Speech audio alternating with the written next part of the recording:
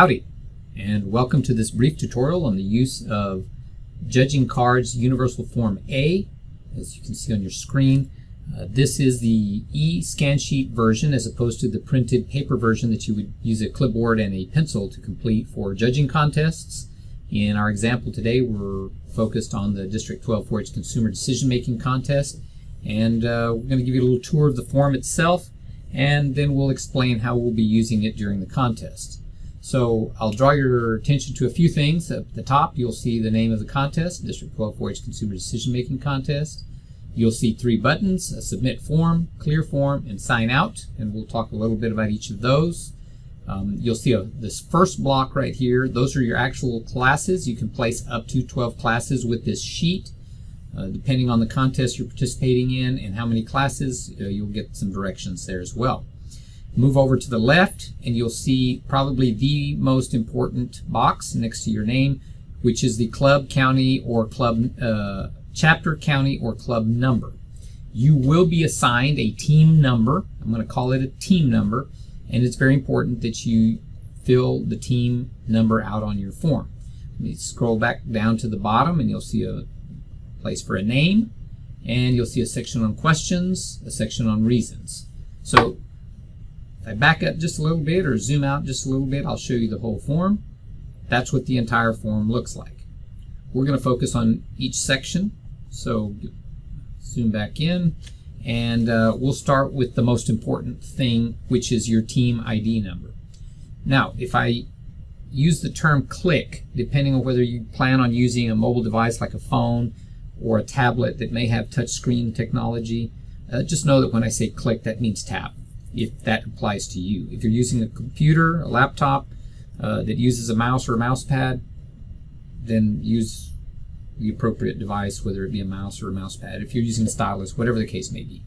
So the team number, which will go in this box, which says chapter, county, or club number, that is your team number, which you will receive from the contest superintendent. So I'm going to make a team number up, and we're going to say this is team number 1005. 1005. So I've clicked on each one of those, and you can see that the number populates up at the top. If you make a mistake, let's say by your team number is 1005, but I accidentally put 4, you can see it says 1004, all you have to do is click on the correct number, and it changes it for you. Okay? So this is very important. You see the three boxes to the right, which includes a team, age division, and contestant number. For the purposes of this contest and the use of this form in this application, which is a consumer decision-making contest, you do not need to use any of those three.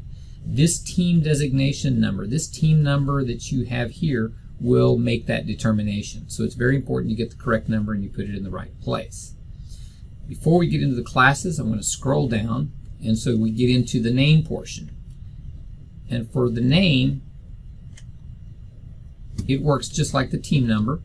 And so you just tap or click on the appropriate ones. And we're going to say this person's last name is last name.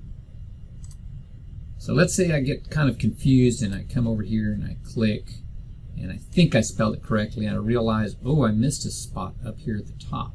Not a problem.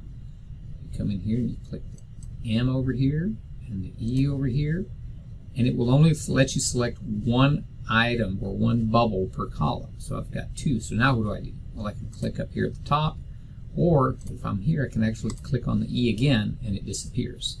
So I got last name, and then the first name, we fill that out. Oop, there we go. S-T.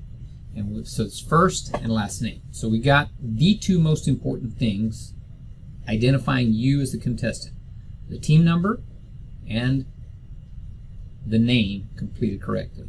Now you're ready to actually place your classes. So that takes us to this top portion over here. Every number at the top in bold and black represents a class number. So when you're in a contest, there'll be a clear designation. You're in class 1, 2, 3, 4, whatever the case may be.